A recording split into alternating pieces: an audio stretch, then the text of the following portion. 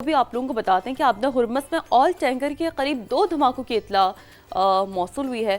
अमला गो के महफूज रहा है, कोई जानी नुकसान नहीं हुआ। बरतानवी मैरीटाइम एजेंसी की जानिब से रिपोर्ट किया जा रहा है कि वाक़या ओमान के कमज़ार साहिल के करीब पेश आया है और मैरीटाइम हुकाम वाक़ई की तहकीकात कर रहे हैं। बरतानवी मैरीटाइम एजेंसी की जानिब से ये भी कहा गया कि बहरी जहाज़ों को एहतियाती तदाबीर इख्तियार करने की भी हिदायत दी गई है। तो ये एक रीसेंट अपडेट है। इस हवाले से मज़ीद जो भी खबर सामने आएगी कि आया कि ये जो धमाके के हवाले से सिनेरियो है, जो डिटेल्स हैं, वो जैसे जैसे अनफोल्ड होगी, जैसे जैसे हमें इस हवाले से मज़ीद इंटरनेशनल मीडिया रिपोर्ट करेगा तो हम आप लोगों को बताएंगे। लेकिन एक बार फिर ज़रा आप लोगों को बताते हैं कि आबना हुर्मस में ऑयल टैंकर के करीब 2 धमाकों की इत्तला मिली है, जबकि अमला महफूज रहा है और कोई जानी नुकसान नहीं हुआ है। ये रिपोर्ट किया जा रहा है बरतानवी मैरीटाइम एजेंसी की। और इसके अलावा वाक़या ओमान के कमज़ार साहिल के करीब पेश आया है और मैरीटाइम हुकाम वाक़े की तहकीकात भी जारी है। बरतानवी मैरीटाइम की जानिब से बताया गया है और साथ ही बहरी जहाज़ों को एहतियाती तदाबीर इख्तियार करने की हिदायत भी की गई है। ब्रिगेडियर रिटायर्ड वक़ार हसन साहब भी हमें ज्वाइन कर चुके हैं, उन्हें भी शामिल गुफ्तगू करते हैं। वक़ार साहब, वेरी गुड मॉर्निंग। और ख़बर भाई अंदाज में के लिए आपने सर वक्त निकाला, शुक्रगुजार हैं। कैसे देखते हैं वक़ार साहब आप इस तमाम तरह डेवलपमेंट को? अमरीकी सदर का जेडी वेंस का जो बयान है, फिर ईरान की जानिब से भी हमें बहुत हद तक एक मुस्बत इशारे पाकिस्तान को मिल रहे हैं, लेकिन ये भी जो खबर हम अपने नाज़रीन को दे रहे हैं कि आप इस सिनेरियो में कि आपने हुर्मस में ऑयल टैंकर के करीब 2 धमाके सुने गए, आपके पास इस हवाले से कोई इंसाइट्स हैं और मजमूई तौर पर आप इस सिचुएशन को कैसे देखते हैं? किस जानिब मामला जा रहे हैं वक़ार साहब? जी, thank you very much for inviting. बिस्मिल्लाहिर्रहमानिर्रहीम। बेसिकली तो एक विपलैश वॉर ये बनी हुई है कि आप बेसिकली विप करते हैं, फिर आपने देखा बीच में एक पीस का टाइम आता है और दोबारा जो है स्टार्ट हो जाती है। और हम अभी सेकंड फेज को देख रहे हैं, जो एक्सचेंज ऑफ फायर हुआ था काफी एक्सटेंसिव, वो भी डाउन हो रही है। इसमें आई थिंक 2-3 चीजें अहम। एक तो पहले बात हुई थी कि जो ये तो कौन है लड़ाई की, इसके तीनों कोने अनस्टेबल हैं, जिसमें ट्रम्प साहब हैं, उसके बाद IRGC है और एक तरफ नेतन्याहू है, और इनको बैलेंस करना काफी मुश्किल काम है पीस मेकर्स के लिए। तो मेरे ख्याल में अभी जो एफर्ट हुई है, पाकिस्तान है, कतर, सऊदी अरेबिया, ये आई थिंक पूरी दुनिया के लिए एक आप कहने की अच्छी खबर है। लेकिन देखना यही है कि क्या जो अभी तक बातचीत हुई है इस पे चीजें आगे चल सकती हैं या दोबारा कोई विप्लैश सीन हम देखेंगे। बीच में अभी एक इंडियन टैंकर भी आई थिंक डूबा है बाबुल मंदब के पास, और ये पता नहीं किसने उसको हिट किया था। इस तरीके से गल्फ ऑफ ओमान के पास भी कुछ अटैक्स की खबरें हैं। लेकिन ऑल टोल्ड मेरे ख्याल में अभी जो मुतारिब ग्रुप्स हैं वो एक वॉर वेरीनेस या वॉर टायर्डनेस भी नजर आ रही है, बिकॉज लड़ाई को अपना ज्यादा नहीं खींच सकते। कुछ खबरें हैं कि अमेरिकन स्टॉक्स डिप्लीट हो रहे हैं हाईटेक मिसाइल सिस्टम्स के। तो ये सारी वजूहात प्लस जो खित्ता है which is fed up of this war, और खामखा उसमें बाकी मुल्कों को ड्रैग किया जाता है। तो मेरे ख्याल में एक अच्छी ओपनिंग है, और इसमें जो पीस मेकर्स हैं उनकी तरफ से जो एफर्ट है उसको अप्रिशिएट भी करना चाहिए। और लाइकली ये है कि शायद जो है चीजें अभी पीस की तरफ बढ़े, लेकिन ऑनेस्टली इसको प्रेडिक्ट करना जी कि 100% क्या जो है ये दोबारा एस्केलेट नहीं करेगा, वो जरा मुश्किल है। वकार साहब, वही हम प्रेडिक्शन की जानिब जाना चाह रही थी कि जैसे कि कहा जा रहा है डोनाल्ड ट्रंप की जानिब से भी कि अगले 48 घंटे बहुत अहम हैं, तो आपके ख्याल से कोई भी इस तरह की एग्रीमेंट साइन हो सकता है अगले 48 घंटे में? जिसमें अगर तो देखें जो ट्रैजेक्टरी है लड़ाई की, उसमें एक टायर्डनेस ऑफ द वॉर तो है। और जिससे मैंने बात की कि डेफिनेटली खित्ते में तो कोई भी नहीं चाहता, कोई गल्फ कंट्री नहीं चाहता, उनके बिजनेसेस काफी इम्पैक्ट हुए हैं। फिर एक परसेप्शन थी पीस और स्टेबिलिटी की, वो इम्पैक्ट हुई है। और फिर नए सिक्योरिटी आर्किटेक्चर की बात हो रही है। पैरेलल आपने देखा है कि अभी एक मीट हुई है जिसमें पाकिस्तान, तुर्किया, इजिप्ट और सऊदी अरेबिया के वज़राए खारजा मिले थे, और जॉर्डन में। सो एक नया सिक्योरिटी आर्किटेक्चर भी शायद बन रहा है। तो इसको देखते हुए मेरे ख्याल में तीनों साइडें हैं, उनको रियलाइज होना चाहिए कि आप अमन की तरफ जाएं। तो अभी फिलहाल आई थिंक जो आज की एनवायरनमेंट है उसमें काफी होप है कि चीजें आगे बढ़ेंगी, और हो सकता है कि अगला राउंड ऑफ टॉक इस्लामाबाद में हो, लेकिन उस पर भी 100% बंदा लड़ से बात नहीं कर सकता। लेकिन अच्छी खबर है अगर चीजें स्टेबल होती हैं। आपने देखा कि ऑयल प्राइसेस भी आई थिंक कोई $5-10 नीचे गई हैं, और मार्केट्स में भी थोड़ी बहुत रिलीफ नजर आई है। तो लेट्स सी कि चीजें किस तरह आगे चलती हैं। अच्छा वक़ार साहब, ये जो 60 डेज़ का एक विंडो है, ये बड़ा इम्पॉर्टेंट है जो अपना हुर्मस खोलने से मुतालिक है। तो हाउ डू यू सी, जैसे अमेरिकी सदर डोनाल्ड ट्रंप ने जब फॉक्स न्यूज़ से बात भी की तो उन्होंने ये बहुत रीसेंट इंटरव्यू उनका, उन्होंने ये बात कही है कि पहला मरहला तो ये है आपने हुर्मुज़ खोलने का, दूसरे मरहले में हम जौहरी मुआहदे के हवाले से बात करेंगे। तो आपको लगता है कि इस 60 डेज़ की विंडो का अगर तो आपने हुर्मुज़ के हवाले से भी कोई अगर फाइनल फैसला हो जाता है, कोई मुआहदा हो जाता है, तो हायर आर द चांसेस कि जौहरी मुआहदे से मुतालिक भी जो रिजर्वेशंस हैं वो भी ऑन द टेबल लाकर हल कर ली जाएगी? जी, प्रिंसिपली स्पीकिंग दो ही बड़े इश्यूज थे। आपने देखा कि लड़ाई में जो हाईलाइट हुए थे, एक्चुअली जो स्ट्रेट ऑफ हुर्मुज़ है उसका शटडाउन होना तो लड़ाई का कॉन्सिक्वेंस था, अदरवाइज तो पहले खुद हुई थी।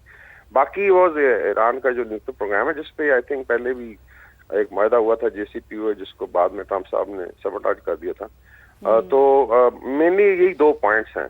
बाकी जो हर लड़ाई जो फिर अपना एक आप कहने ट्रैजेक्टरी भी जनरेट करती है और एक नैरेटिव जनरेट करती है, बिकॉज लड़ाई स्टार्ट आप किसी और ऑब्जेक्टिव से करते हैं और फिर खत्म किसी और पे होती है। तो अगर पिछले 3-4 महीने का जायजा लिया जाए तो मेरे ख्याल में अभी टाइम है। वाकई 60 डेज की विंडो बड़ी इंपॉर्टेंट है कि इसको एक्सप्लॉइट करते हुए आप जो है पीस की तरफ जाएं और कोई ना कोई कॉम्प्रोमाइज करें। इसमें आई थिंक तीनों साइडों को कॉम्प्रोमाइज करना पड़ेगा। और इस तुकोन के नीचे साफ है फिर 8 एंटिटीज हैं, आपकी GCC है, जॉर्डन है, हिजबुल्लाह बैठी हुई है लेबनान में, और फिर हुतीज बैठे हुए हैं यमन में। तो ये सारी इकाइयां जो हैं कहीं ना कहीं आप देखें कि या तो डायरेक्टली इन्वॉल्व है या इनडायरेक्टली इन्वॉल्व है। And by and large I think everybody wants peace. कल ये भी खतरा था बाजू मंदब भी शट डाउन हो जाए, लेकिन थोड़ा बहुत रियलाइजेशन हुई है जब पिक्चरिंग हुई हुतीज को कि जी ये फिर आपको जो है नुकसान होगा उसका, तो थोड़ा वहाँ भी आई थिंक ब्रेक लगी है। लेकिन मीनवाइल चूंकि चोक पॉइंट्स हैं और सेंसिटिव है, तो इसमें कोई भी ट्रिगर कर सकता है। लेकिन मेरे ख्याल में 60 दिन की जो विंडो है ये बड़ी इंपॉर्टेंट है। और इसमें मेरे ख्याल में ईरानियन लीडरशिप, पोलिटिकल लीडरशिप तो शायद माइल है, इसमें IRGC है टू बी कन्विंस्ड कि मिलिट्री जो आपकी लेट्स स्ट्रेटजी है ठीक है, आपने अच्छा फाइट किया, but now is the time कि आप इसको एक्सप्लॉइट करते हुए ईरान को नॉर्मलाइज करें, इंटीग्रेट करें इलाके के साथ। 9 करोड़ की आबादी भी वेट नहीं कर सकती कि लड़ाई लगातार चलती रहे। काफी नुकसान, पूरी लाइफ शट डाउन हुई है। साफ लोगों ने स्कूल जाना है, बच्चों ने बिजनेसेस में इंफ्रास्ट्रक्चर डैमेज हुआ है। And then is your own impression the comity of nation. आप अगर बहुत ज्यादा इसमें हटदर्मी दिखाएंगे तो फिर आहिस्ता आहिस्ता जो ईरान ने गेन किया, बिल्कुल ऐसे ही वकार साहब, बिल्कुल ऐसे ही बिजनेस बहुत ज्यादा इफेक्ट हुआ है। और जैसा कि वकार साहब आपने भी बात की कि कारोबार बहुत ज्यादा मुतासिर हुआ है, ये कहेगा कि अगर अमेरिका ईरान मुआहिदा हो जाता है और आपने जो हुर्मुज़ है उसका मसला हल हो जाता है, तो पाकिस्तान के लिए कितना फायदा है और फिर एक ट्रिकल डाउन इफेक्ट होता है। आपके ख्याल से वो ट्रिकल डाउन होने में कितनी देर लग सकती है? ये थे जो तो एनर्जी सप्लाईज की तरफ अगर आपके शायद तो एक इम्पैक्ट होगा कि साफ है। अभी आपने देखा है कि जो ऑयल एंड गैस की प्राइसेस पाकिस्तान में पीक पे हैं, और डिस्पाइट गवर्नमेंट मजीद रही, लेकिन अल्टीमेटली आप डिपेंडेंट हैं जो ऑयल इम्पोर्ट्स हैं, तो उसका इम्पैक्ट आ रहा है मार्केट पे, बिजनेसेस पे, ट्रैवल के ऊपर भी, और आम आदमी इम्पैक्ट हुआ है। तो एक तो वो रिलीफ है। दूसरा हो सकता है कि ईरान से डायरेक्ट फिर आपके जो लेट्स से एनर्जी जो चेन है वो खुल सकती है, फिर इंटीग्रेशन है। और एक बड़ा इम्पैक्ट ये भी है कि there is realisation in the region के पाकिस्तान के बगैर सिक्योरिटी आर्किटेक्चर भी नहीं चल सकता। तो ये जो बातचीत हो रही है, जिसको स्टेप बोला जा रहा है, सऊदी अरबिया, तुर्की, इजिप्ट, पाकिस्तान, इसमें आई थिंक एक क्रिटिकल रोल होगा।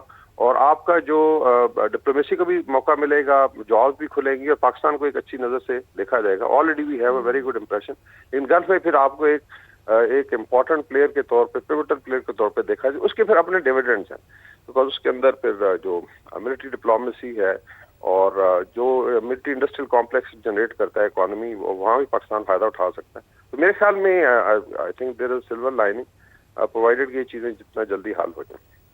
तो वकार साहब, what pattern do you see this time is coming up? क्योंकि देखें हमने तो इससे पहले देखा कि मेमोरेंडम भी हुआ, लेकिन ग्राउंड रियलिटीज़ चूँकि इतनी मुख्तलिफ है कि वो उसकी वायलेशन हमने देखा कि इमीडिएटली रिपोर्ट हुई। तो इस बार आपको क्या एक मुख्तलिफ पैटर्न नज़र आ रहा है, जिससे we are definitely really hopeful कि इंशाल्लाह ताला एक फ़ाइनल मुआहदे तक बात जाए, लेकिन what hopes this time are different than जो पास्ट में होप्स रही हैं और जो मेमोरेंडम होता रहा, एंड देन जो नेगोशिएशंस की बुनियाद पर एक रास्ता हमवार हुआ? जी, वो पहले जैसे मैंने बात की, आई थिंक समाप्त पे तो काफी हमने डिस्कस भी किया था जब लास्ट टाइम भी मुआहदे हो रहे थे, कि ये जो ट्रायंगल है जिसके तीनों कॉर्नर की बात हुई है, ये मतलब बेसिकली एक अगर बेस लाइन देखी जाए तो अनस्टेबल है। यानी तीनों एक्टर्स जो है वो अनप्रेडिक्टेबल भी हैं और ट्रिगर हैप्पी है। फिर नीचे जो मैंने बात की, जो क्योंकि सारा कनेक्टेड है, गल्फ में फर्स्ट कर हुती को अटैक करते ट्रिगर हो सकती है लड़ाई, और फिर एक आप कह लें कि अनस्टेबिलिटी क्रिएट होती है। तो एक तो उसको मद्देनजर रखें, तो इसीलिए इसमें जो है ना हर दफा जब बात हो तब सिनेरियोज पे बात कर सकते हैं, डेफिनेटिव बात नहीं हो सकती। सिनेरियोज में एक दो चीजें हैं, it can swing to peace, जिस तरह हमने बात की है कि उसके क्या क्या डिविडेंड्स हैं।